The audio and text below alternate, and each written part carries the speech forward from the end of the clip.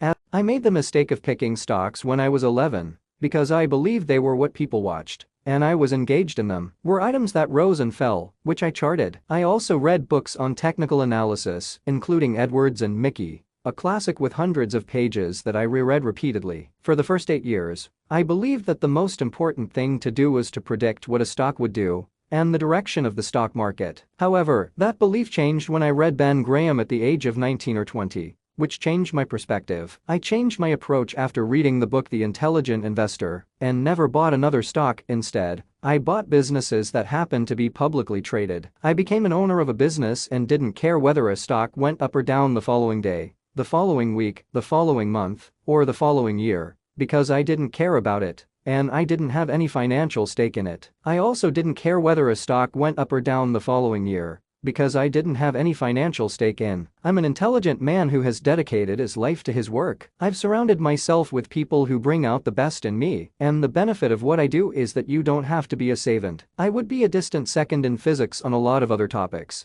but I am in a game where you definitely need 120 IQ points. However, 170 doesn't perform any better than 120. It may perform worse, probably perform worse, but you don't really need brains. 90% of the people making up the number, but 90% of the people who buy stocks don't think of them the right way. They think about something that they hope goes up next week, and think about the market as something they hope goes up, and if it's down they feel worse. I feel better. And you think about I think about what the company is going to be worth 10 or 20 years from now, and I hope it goes down when I buy it, because I'll buy more. I am aware that whenever I set out to do something, I always give it 100%. I invested my entire net worth in City Service Preferred 114.75 because I wanted to do it big, and ever since then until today, March 11, 1942, I have never had less than 80% of my money in American business. You can call them stocks, but I see them as American business. I've owned a piece of American business at least 80% of the time. I just don't want to own anything. I want to own a home, and things my family wants and all that. But owning 5 homes doesn't mean anything to me, because I'll be happy in one home, and there will be a certain amount of things that go wrong with everything. And if I had 2 homes, I would be aware that I would have more problems and less happiness. What causes you to be happy? What I'm doing right now makes me happy because I like 2 aspects of it. First, I know that over time, I'll win, not that I'll defeat everyone else or anything, but the game is really, really simple. If you have the right lessons in your mind about what you're buying. I don't buy stocks, instead, I buy my pieces of overwhelmingly American business, and I'm happy when I do it. I'm happier when stocks are going down because I can buy more of them with the same amount of money. If I were a farmer, I'd want farmland to go down so I could buy more acreage. Let me tell you the second thing that I really like. I like being trusted by people, even though I might make more money that way. Let's assume there is no stock market. Let's say I had to buy these privately, like you buy a farm, privately like you buy a department house product. They're investments, so you're looking to say, what can I do with money I've saved to put it away, so I feel good about getting it back later, under any circumstances, but not specifically on a given moment. But if I have a farm, it's going to take me, in relation to purchasing companies. If you look at Bank of America's average deposit, you just look at the wealth. It doesn't mean everyone's wealthy, but it does mean relative to any other period of time, people have more money. Now they get mortgages at lower rates than they've ever gotten. Statistics on it.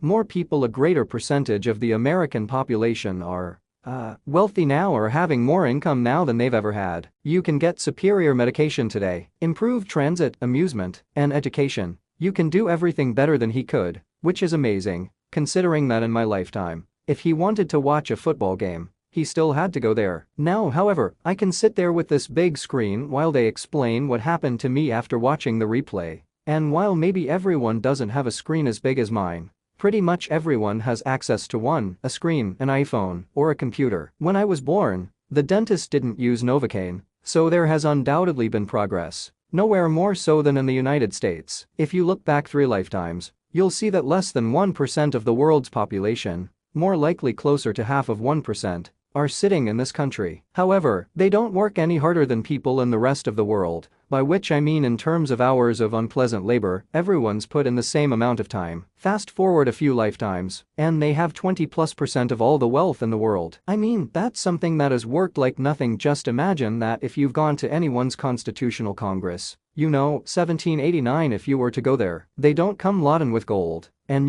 they are half of 1%. And they work the same hours, have the same IQs, and maybe a little self-selected in terms of enterprise. Think of it all when Thomas Edison did all the things he did, he made some money, but we're using it, it belongs to us. If you take what an hour of law, your great-great-grandchildren are going to be flying in the skies, watching sports all over the world, amusing themselves, and they're going to hold you off to a lunatic society of what he's doing, getting 50 cars, and getting a whole bunch of little claim checks.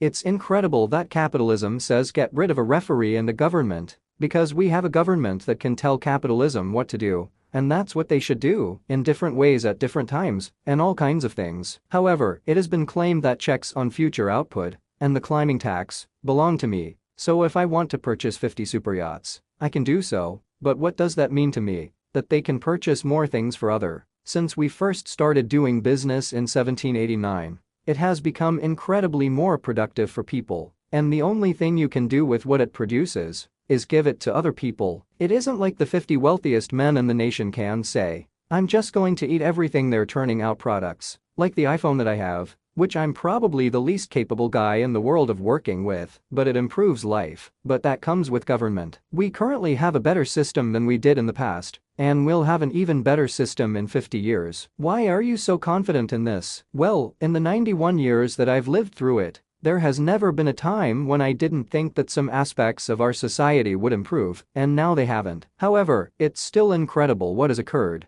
Just consider the Civil War, the Great Depression, and all of these pandemics. Business and government both progress. More significant people move forward. I am happy to tell people that, the same thing I've told them before, but they'll never get the message, most of them. But if you do, that's the most best thing to do. If you want to invest for the long term is index. And it's the SP 500 index, right? And what's happened, of course, is that organizations like to grow, so they set up indexes on different industries. I got rich when I understood this suggests that his success in building wealth was largely based on a fundamental understanding of how the stock market works and the importance of investing in undervalued companies with strong long-term growth prospects. Buffett's philosophy emphasizes the need for patience, discipline, and a long-term perspective in investing, rather than short-term speculation or trying to time the market. His success serves as a testament to the power of focusing on fundamentals, being patient, and maintaining a consistent investment strategy over time. Ultimately, Buffett's approach to investing is a valuable lesson for anyone seeking to build wealth through the stock market,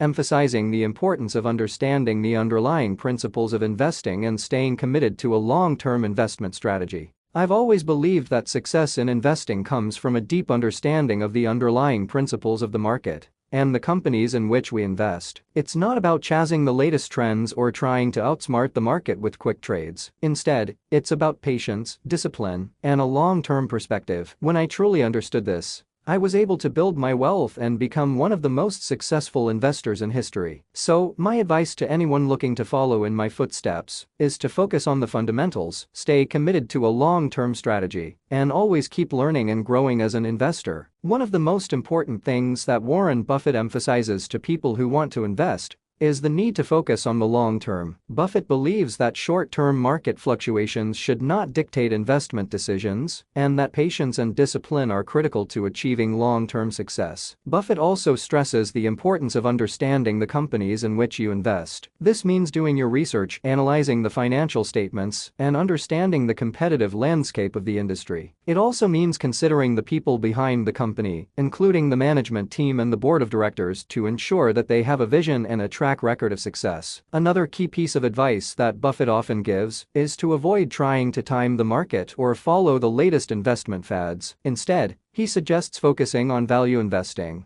which involves buying undervalued companies with strong long-term growth potential and holding onto them for the long term. Finally, Buffett emphasizes the importance of staying true to your values and your investment strategy. This means avoiding the temptation to follow the herd or make impulsive decisions based on emotion or market hype. By staying disciplined and committed to your investment principles, you can achieve financial success and make a positive impact on the world.